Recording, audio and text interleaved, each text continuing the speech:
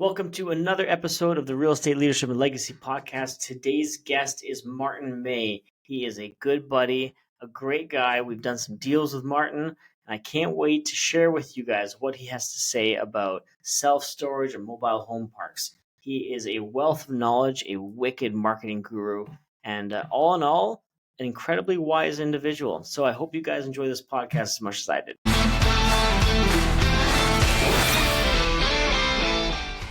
Hey everyone, it's Alex Powell here, and welcome to another episode of the Real Estate Leadership and Legacy Podcast. I've got a real good buddy here and a special guest, Martin Mei. So to give Martin a little bit of introduction, he is a real estate investor and he specializes in self-storage facilities. I'm super excited to actually learn a little bit about his journey over the last few years and see how that has developed. But he actually started in the wholesaling and smaller market, in a smaller market in New Brunswick, and early on in his real estate journey. And he became one of the top producers. And I remember when he first got started, and his name really shot up there. So and I'll get into the story of when we bought our property off of him as well. So he's got experience in raising capital, flipping, short-term rentals. And after conducting over 80 property transactions, his team built a seven-figure wholesaling business and acquired a 36-plus door portfolio in 15 months, which is very, very impressive. All right. Where are we here? Sorry. Their company name is Miley Property Solutions, and their goal is to continuously provide consistent returns for their investors in today's uncertain times. And he's setting up an investment fund and working with top industry experts to develop Class A recession-resistant self-storage assets in the U.S. and repurpose manufactured home park communities to help ease the housing crisis in Canada. That is quite the mouthful. Yeah, it is. That's awesome, though. So let's get right into it here. Tell us about what happened with your transition, because I want to hear, you were in New Brunswick, and this is where we first met, and then you decided, you know what, I'm going to head over to the U.S. I'm going to look at something real big. So you're dealing with smaller, short wholesale deals and renovations and things to going into like multi-million-dollar development projects. Tell me about how that transpired. Yeah, no, thank you, Alex. And sorry for my mouthful introduction. I definitely need to rewrite that. So I actually got the introduction sent to me via an Excel form. So I'm trying to use my phone. Typically, I would do that, but I'm like trying to twist it, and it's like not fitting in the screen. So I apologize if I botched it a little bit, but it sounded good. Sounded good.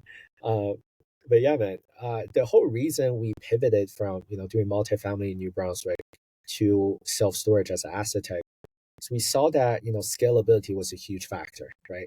We wanted to scale in an asset type that essentially a lot easier to scale. We didn't want to deal with that many more human tenants. We didn't want to deal with that much more drywall. We didn't want to deal with that much more renovations that could potentially go wrong, right? So simply from a scaling standpoint, we felt like self-storage just made more sense. The fact that, let's say, an average self-storage facility has about 150, 200 units. If you increase the rent by $10, from $100 to $110, that's a 10% increase. Tenants are not going to move out for a $10 increase, right? It's still way lower than even their car insurance payments. However, if you try to increase it by 10% in a residential property, first of all, you can't even do that if you're in Ontario. New Brunswick also introduced a rent cap, so you can't just increase your rent by 10. But at the same time, you're gonna have a lot of crap going for you. Might end up on the news as well. You're gonna have a lot of tenant turnovers. You're gonna have a lot of tenants really pissed off at you. So from all of these reasons, we just realized self-storage makes more sense as an asset to keep. But from an exit strategy perspective, we saw that in North America, 70%, Alex, of the self-storage facilities in North America are actually owned by mom and pop operators. So the big companies that you see everywhere called like U-Haul, Public Storage, Extra Space, these REITs, these nationwide operators, combined together, they only control less than 30% of the market. So that means it's extremely fragmented and they're looking for market consolidation. So when you're ready to sell, Alex, when you have a self-storage facility that meets the standard of what these REITs want to buy, you don't sell it from Alex to Martin when you sell it from Alex to a private equity company. And that presents a huge opportunity to me. That's why we decided to go all in into the asset type. So are you focusing more right now on developing ground up and like site plan approval all the way to the construction and then getting this finished product and then selling it to a REIT to manage? Or would you hold on to a portion of it and then you take on the management component or whatever? Right. So self-storage, it's been the most recession-resistant asset type over the past couple of years. Um, Reason for that too, when times are bad, self-storage actually performs really well because when people lose their homes, Mm-hmm. when they go bankrupt, they need to store their stuff somewhere, right? So we were very aggressive in doing ground up development before the interest rate shot up, right? So the interest rate fluctuation definitely put a dent in terms of how much profit you can make, and sometimes some of these development deals don't even pencil out. Mm-hmm. So we were actively working on this deal in El Paso, Texas. We unfortunately actually had to let that one go because the interest rate shot up from 7% when we were underwriting it to 10% by the time that we were actually ready to get that service financing terms. What that meant for us, for our little project, was instead of reaching our break even point at around year 3, year 4, it was going to take us around year 8 to be able to even barely break even, right? So Mm-hmm. that means our investors' uh, pool of money, we're going to get more diluted. We're going to need to have to raise more money in order to support the financing, support the debt, and that will have to lower the investors' returns. And it just wasn't necessarily a risk we wanted to take. So we let go of that deal, despite the fact that we already spent a lot of money on due diligence, on the engineering drawings, feasibility study. So we pivoted our strategy to more focusing on value add, right? So we're looking for these mom and pop operated facilities where there's no marketing, where they might have occupancy or vacancy issues, or they just have a lot of room for value add from a rental rate perspective, from a reducing expenses perspective. It's obviously a huge bonus if we can also add potential expansion to the facility with additional land that we can develop on down the line, right? So we pivoted our strategy a little bit, from focusing on ground up to now more on the value add approach. Well, that's awesome. I find in self storage, especially, you see the new units, the modern upgraded units. Temperature controlled. They've got all these things. And it is marvelous how they've come up with these operational like systems that really. I think that does a lot of the attraction too. Like there's a self storage facility on our way up to our family cottage, and the place is just a dump. It just and I was like, this place would be awesome for it because people who like winterize their cottages, they can go store stuff in a temperature controlled self storage unit. So it is definitely something that's been of interest of mine as well. But it's once again, it just goes to show you how many avenues of real estate that you can go through and endeavor to, and everyone has their own different flavors of how they like to pursue it, right? Yeah, no, self storage is definitely popping up, everywhere. I mean, you live around the GTA area, so you definitely see that. The rental rates in, around GTA, they're among the strongest in North America. However, the biggest risk that a lot of developers feel like they're not fully realizing because there's been a lot of influx of new investors, new money getting into the industry. It's starting to saturate the space quite a bit. It's not like housing where, if you have a property, chances are, you're going to have enough interest of people who might want to rent from your property. Self-storage is very much a convenience based. It's a business. It's a real estate based business. It's similar to a grocery store. You don't want to have too many grocery stores in the same area, right? Mhm. So the industry, we look at it from a 3 to 5 mile radius. So we usually use the data aggregator tool, and we look at in a given 3 to 5 mile radius around a certain site, how many self-storage facilities are already there. And we also look at how much population is currently residing in that area. So that number, the difference of square foot of self-storage per capita, that's how we track the overall supply and demand of any given market in the 3 to 5 mile radius. So what's starting to happen in markets like GTA, it's getting overly saturated. So there's starting to be more self-storage facility than what the area actually needs, right? So that's starting to become a problem. And that's why we see the rental rates are starting to go down in the US at least. There's been so much development coming up just like in GTA. So definitely say be careful with that. There's so many people that want to get into self storage. It doesn't mean if you build it, customers are going to come. People always say what kills self storage? It's more self storage. Yeah, I can see that. Yeah. 100% supply and demand for sure. So, are you still doing any of the wholesaling back on? Are you doing anything in New Brunswick right now at all? Yeah. Well, good question. When Alex, when we met, you were interested in the New Brunswick market. So were we. Me and my ex partner, we were aggressively looking for deals, and we were just getting frustrated of getting outbid whenever we were interested in a property on the market. So that's why we started looking for off market deals. We ended up with too many leads, and we essentially got to keep the properties that we liked that checked our boxes, and Mhm. wholesale the deals that were still amazing deals that only we had access to. But we, maybe it didn't check a box or two for us, so we could make a quick buck by Yeah. wholesaling it, by sending a purchase right. So to us, we never considered us to be wholesalers. It was always just a strategy of the asset type or a market that we were genuinely interested in. So because of that, we are no longer looking for properties in New Brunswick or multifamily properties in New Brunswick. So that's why we shut down our wholesale operation. But as we speak, we're actually setting up, off-market channels for self-storage and for mobile home parks in Canada to Mhm. ease the housing crisis, as you introduced me. So for those asset types, we're currently setting up off-market channel. So you can guess, like we're going to have a wholesaling as a revenue stream, as a business strategy for the deals that we're going to end up having. That's awesome. If you don't mind me sharing, actually, so I'll tell you guys a quick story of how we met. I think that so Kaylee's grandparents live in Malagash, which is about an hour outside of New Brunswick, or from Moncton, anyway. But they're in Nova Scotia, so we decided we went there to go visit her grandparents. We dropped the kids off, and we're like, okay, we're gonna go to New Brunswick. We should network with some investors while we're there because we're interested to see what the playing field looks like. And we stumbled across your website, your wholesale website. So we put our names in or whatever. And long story short, we met for lunch, and then we're like, "Oh, this is great." We hit it off, and then we're like, "Okay, we should meet again. We'll do drinks after dinner or something like that." And I think we tied it on until like 3 a.m. in the morning or something like Yeah, that. we closed the bar.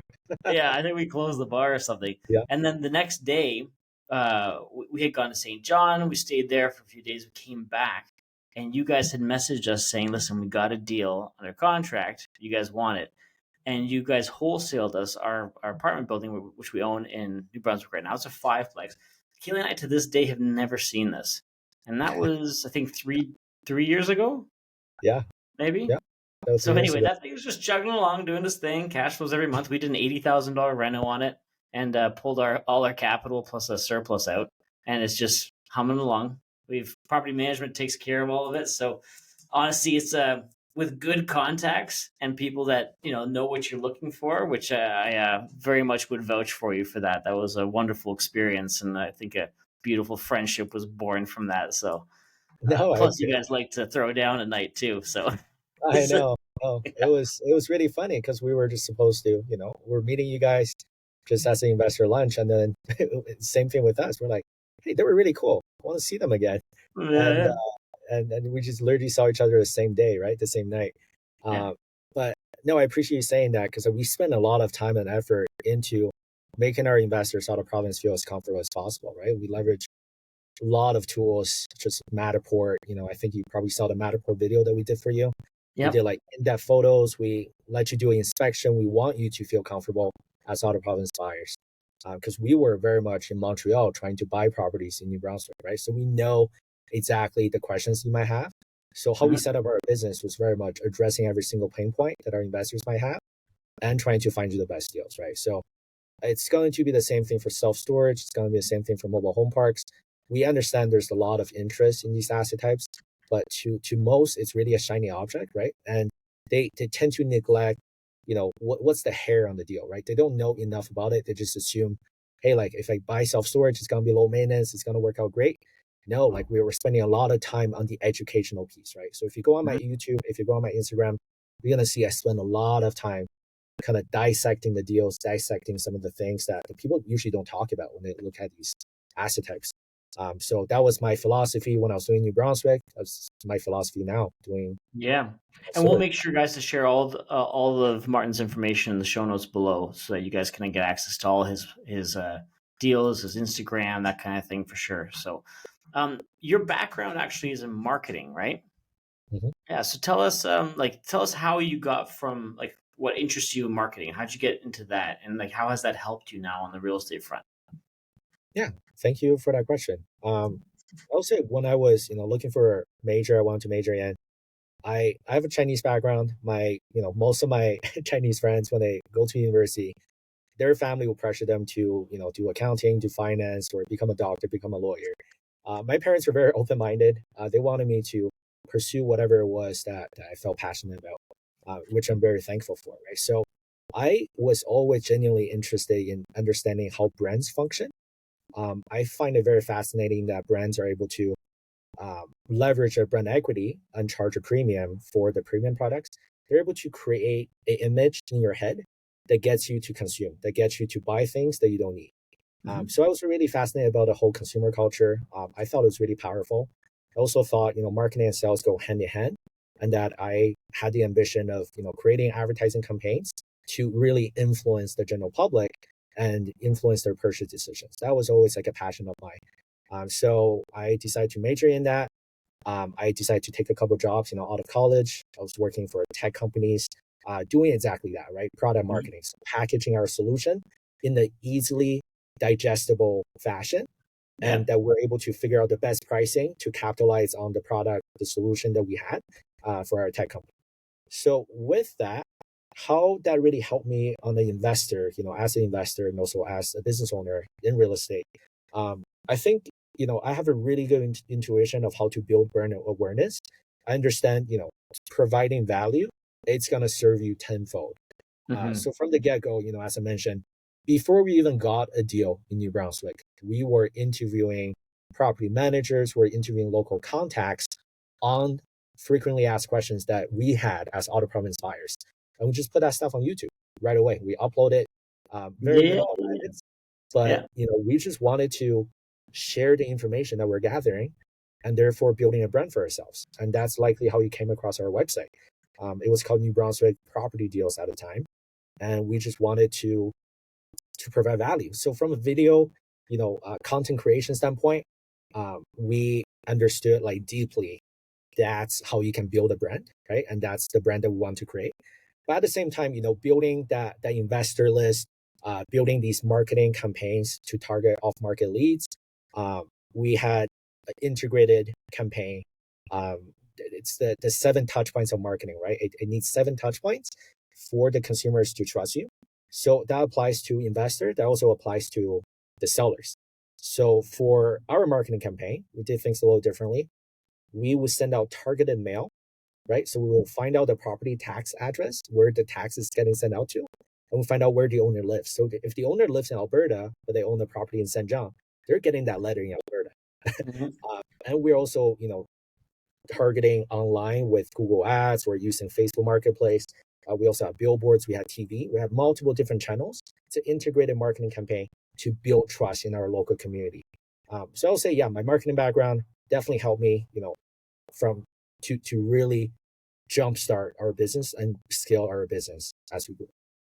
That's awesome. Marketing for me has been always just such a like I have grit, so I can grind on the phones, and I don't mind just pounding the phones and making sales calls or whatever. But marketing for me is just this like beast that I've never. So we've already always hired out marketing just because like oh, but even just like you explaining it, very straightforward. It's like creating the campaign 7 touch points. It's like this is wicked insight for sure. No, I appreciate that. It's funny Yeah, though. It's obviously when you're running a business, like there's so many other priorities that you do. So I yeah. don't I don't even do my own like marketing right now. It's like we have to One thing outsource it, and but yeah, no, it's so important to any One business. thing I will say, like I really admire that you guys have focused energy very like a spirit tip. I find that with real estate, and I'm guilty of this for sure. Like we've got a property management company, we've got a we market for wholesale off market properties as well, not because we wholesale deals, because we're looking for good opportunities for ourselves. And any spillover, we'll for sure wholesale them. But then we do construction, general contracting.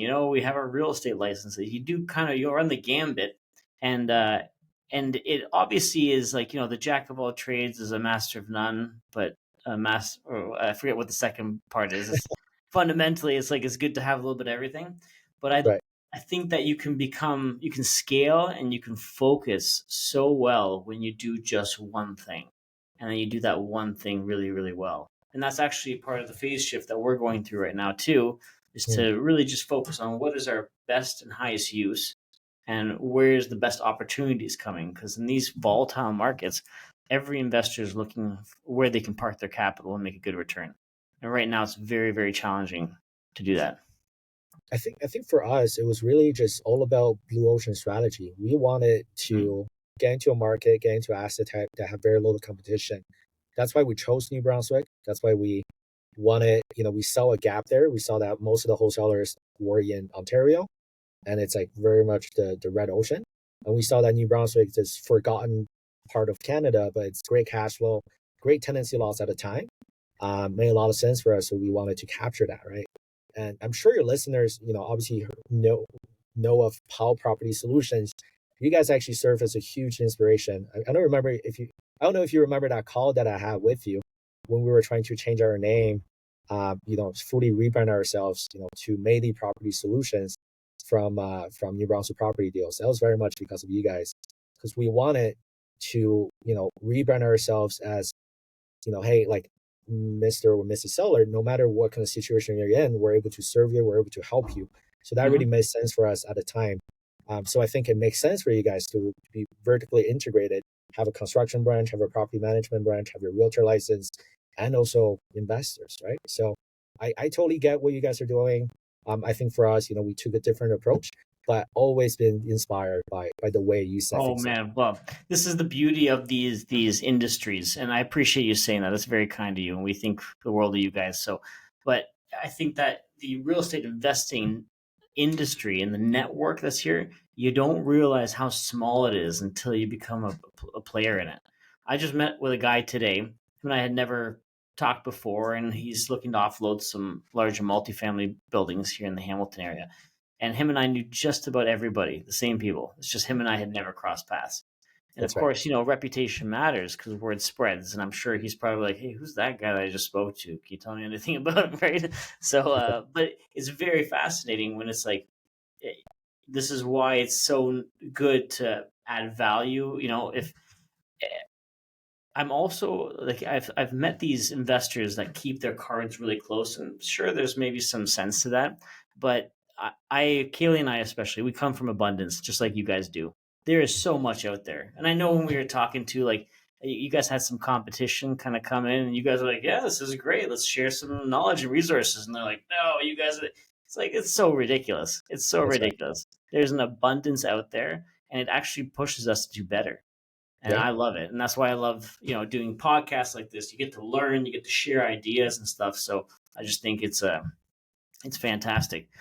But I want to ask a couple of things. We're going to talk about obviously the real estate, your kind of momentum moving forward. But with regards to your lessons, having transitioned from wholesaling, starting, moving to the U.S., right? Because you guys pretty much like packed your bags, locked the doors, and took off. You guys went to Vegas, right? Vegas.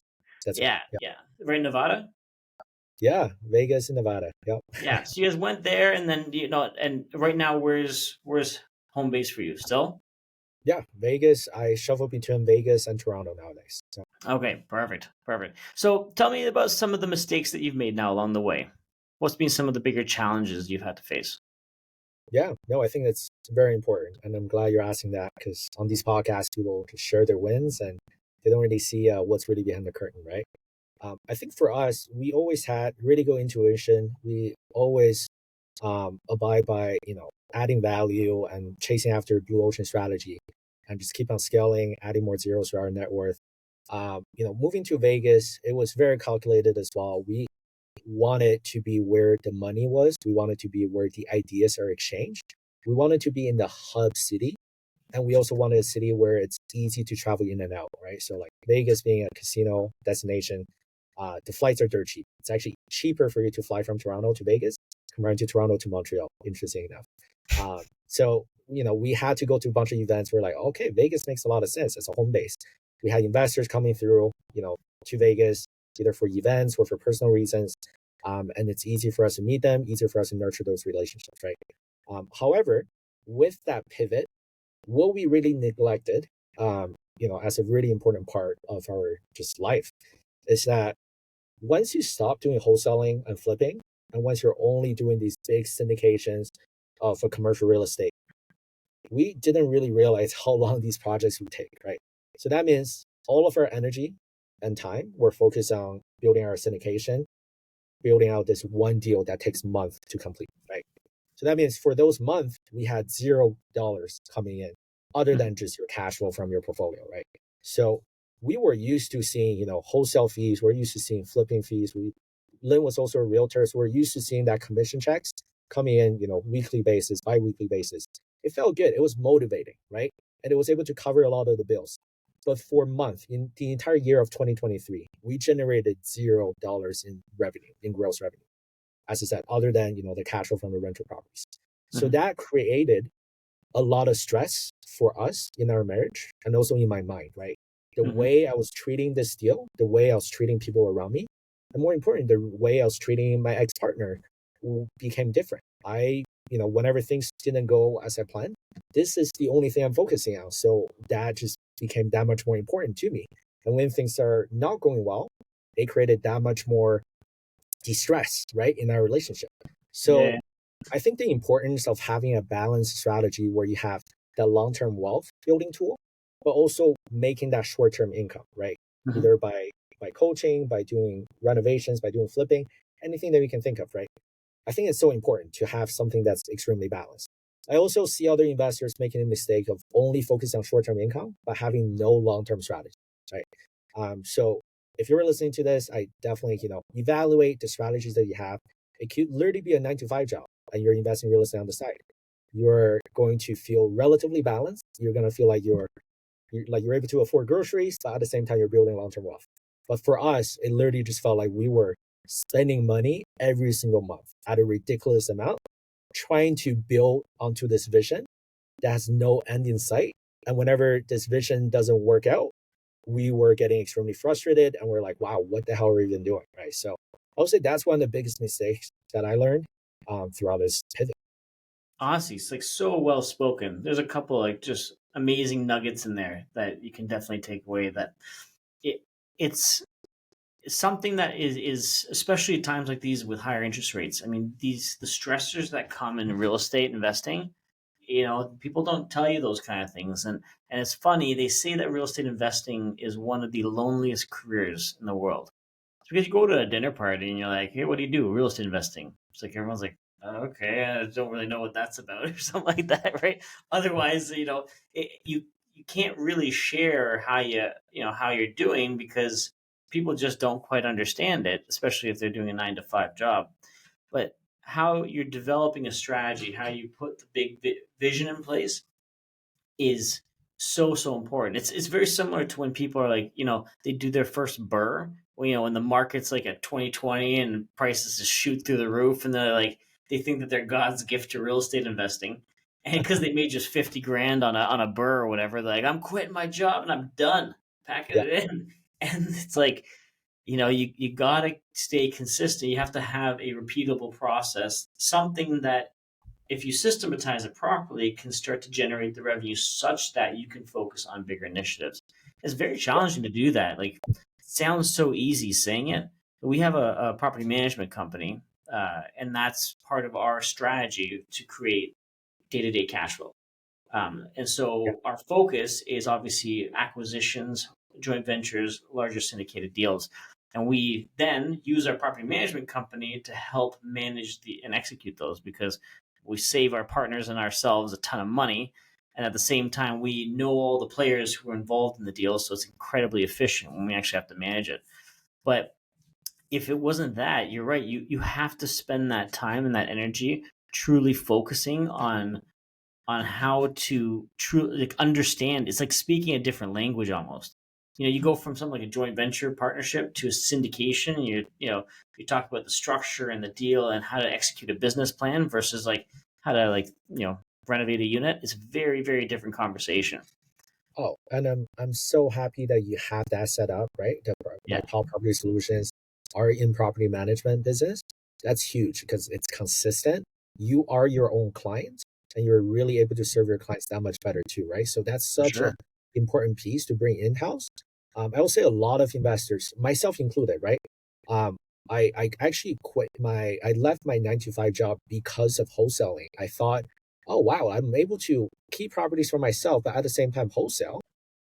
However, I didn't really realize how not sustainable wholesaling as a strategy was because wholesaling is extremely dependent on market cycles, right? Mhm. It works really well in the seller's market, and if you're able to find good deals for buyers, obviously the value of wholesaler it's absolutely astronomical. But in the buyer's market, if you can find deals, if you can negotiate your own deals on Realtor.ca and get deals easily, the value of wholesaler greatly diminishes. So I didn't really realize, just how dependent on market cycles wholesaling as a venture was. Mhm. Um, Naively, I just thought, oh, like I'm making good money now. I don't need my 9 to 5 anymore, right? So definitely, building that short term revenue source, but making sure it's actually sustainable, it's recession resistant, and it's not something the government's going to decide, hey, this is no longer legal, just like what they did to wholesaling. Like, wholesaling is no longer legal in New Brunswick. So like property management is always going to be business that's constantly, needed. Mhm. So I'm so happy you have that in house, and that's huge. For sure. Well, so let's talk about your transition to the U.S. In relation to. So you say you're flying from Nevada back to Toronto, and that's kind of your two areas. Now you obviously planted in Nevada, but you say you're looking at like mobile home parks and recreational parks here in Ontario. So tell us, what is your strategy now? Now that you've kind of refocused, you've kind of learned from these mistakes. What does you know? You seem like you've got a couple initiatives on the go. Why the recreational home parks? Tell me a little bit about that. Yeah. So at the end of the day, it's really self storage and mobile home parks, right? So self storage, I do that in the U.S. because Americans, there are 10 times more Americans than Canadians, 10 times the population, Hmm. way more markets that you can choose from. At the same time, the consumer culture in America, it's a lot stronger compared to in Canada, right? Hmm. We're in another way, Canadians are just more rational consumers.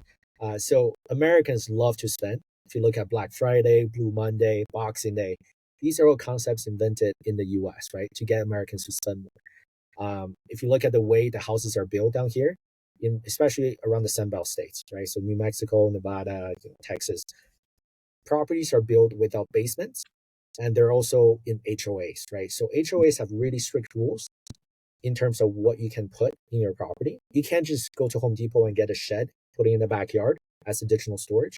HOAs won't let you do that. So Americans essentially need a lot more self-storage down here, and there are also more markets to choose from.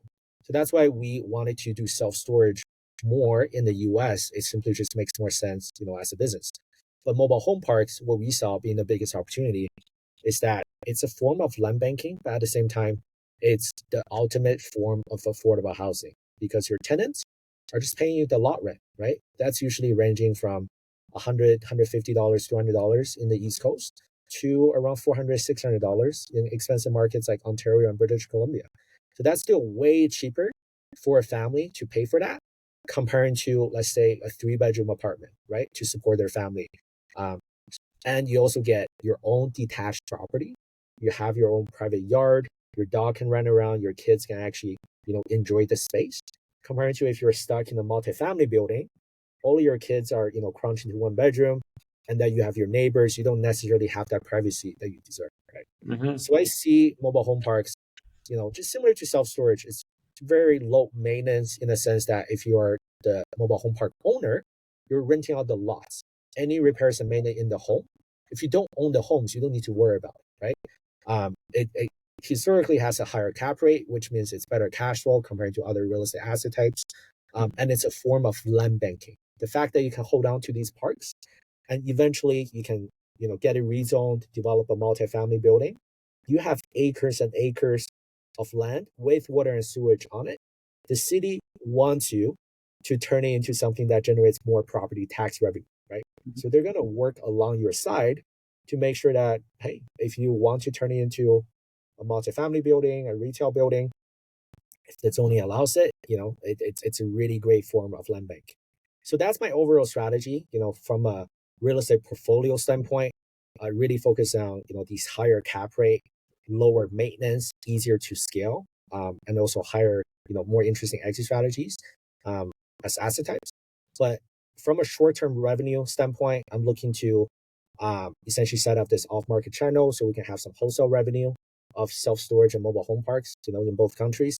I'm also looking to actually get my real estate license so that whenever I talk to these sellers, if they want market price, if they want to list it, I could be of a resource to help them list it, right? So I'm really positioning myself as the self storage expert um, in this industry. No, that's amazing. That was awesome. We actually in the summer we went to a buddy of mine's place just outside of Bob Cajun. He's got a he like rents a lot. I guess he's got his mobile or modular home or whatever on it, and it is sensational. Actually, the place slept like six of us, university buddies, and went golfing 2 days in a row or whatever. And but this place is immaculately kept, and very much similar to those HOAs where they don't let you do a lot of stuff because a lot of these mobile home parks, you get they got a bit of a reputation if you let the reins out too loose. But this place was not a piece of garbage on the ground. It had like security gates that you had to, it was pretty tight, so it was awesome. But they had like a beachfront. They had like a community house as well where they could go and have dances. They would have like live bands come in. It was incredible. It was a really really cool experience to see. How well functioning some of these places are. And my buddy and his family go up every single weekend in the summer. So Mm. wow, every weekend they're there. So they just absolutely love it. So see, like that, what you're describing, that's more of an RV resort, another amazing asset type. It's it functions very similarly to a mobile home parks.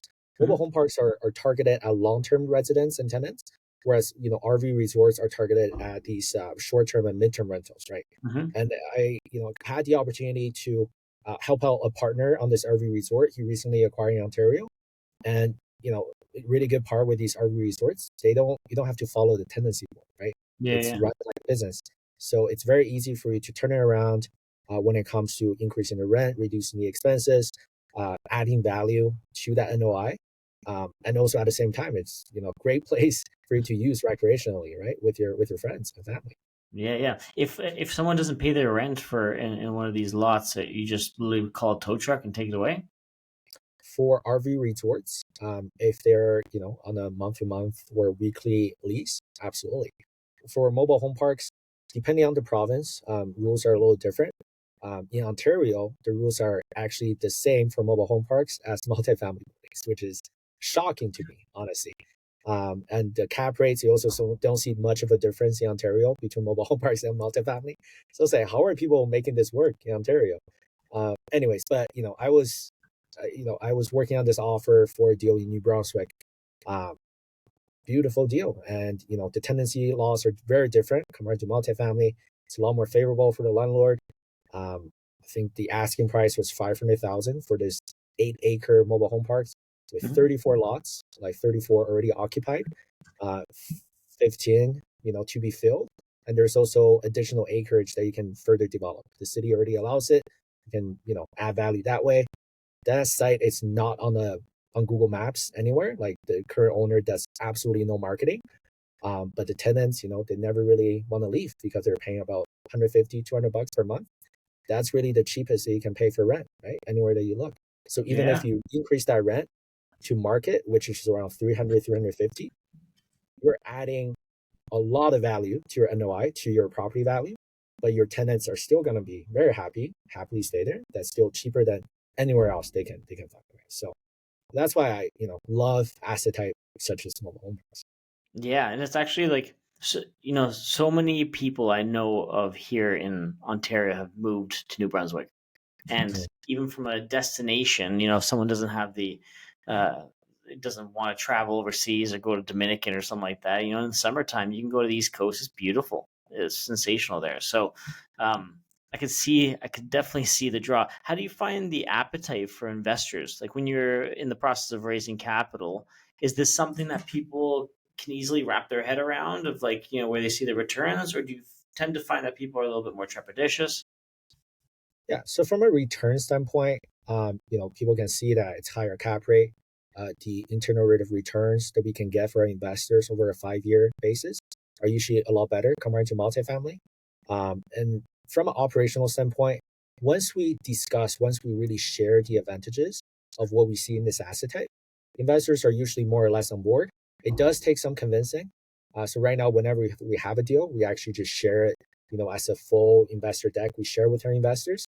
Part of it, a huge part of it is education, right? It's to get them to be familiar with the product itself, to get familiar with the strategy, and to let them know that, hey, this is why we are going after mobile home parks and self-storage over multifamily. Yeah. So I would say with the investors, it does take some time for them to get used to it.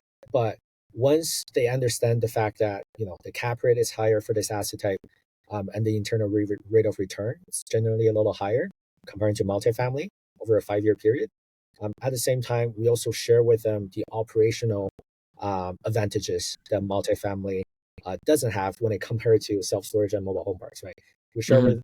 with them how much easier it is going to be for our property managers, how much easier it is going to be for us to add value to the property, and how much fewer movable pieces there are compared to multifamily. They're usually more willing to jump on board. It does take some time, right? So that's why whenever we have a deal, we share with our investors, really take the time to educate them, to tell them everything that we see, right? Share the resources with them. But overall, it's still the same concept, right? We want to buy underperforming assets, add value to it, and then refinance or sell it a few years down the line to achieve the returns for our investors. It's the same game, but Mhm. just with an asset type that's easier to maintain and easier to manage. Yeah. No, I love it.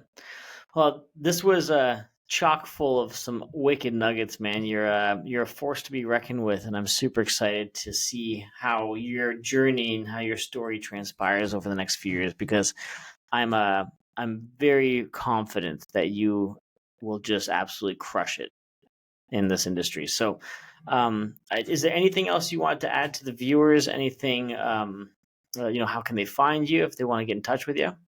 Yeah, no, I really appreciate it, man. Thank you so much. And obviously, whenever I'm in Hamilton, Ontario, I always like stop by and try to say I hi. know I missed you the last time. I felt terrible, but we'll have to recreate that 3 a.m. You know what you got to do next time you come over. You crash at our place. We got a hot tub at the house, so Yeah, there we uh, go. You got my make sure attention. you don't book any early meetings. That's what I would suggest. Yeah, Nice. And also, yeah, no, it sounds fun. I also saw, I think you took a group of mastermind members to go hunting. Definitely coming in for that too. yeah, man. So yeah, how can people find you if they want to get in touch? For sure. So on Instagram, if they just look up Martin Self Storage, my profile is gonna come up, but it's Martin Mei.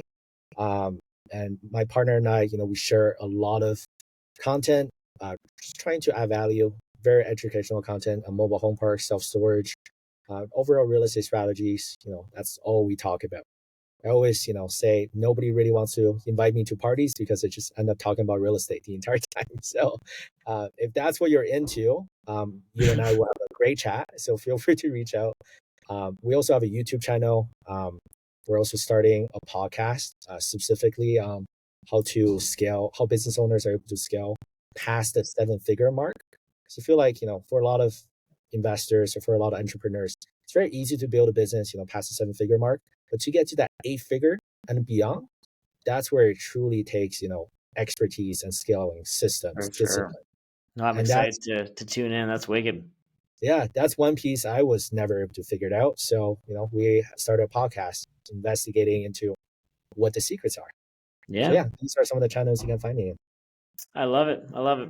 Well, once again, thank you so much for being on the Real Estate Leadership and Legacy podcast, and to your success, my friend. Thank you so much, Alex. Talk to you soon. All right, thanks guys for joining me on today's episode of the Real Estate Leadership and Legacy podcast. Don't forget to like and subscribe, and please check out some of our other videos. We've got an abundance out there. We've got a lot of great insight and information, and we'll see you guys on the next one.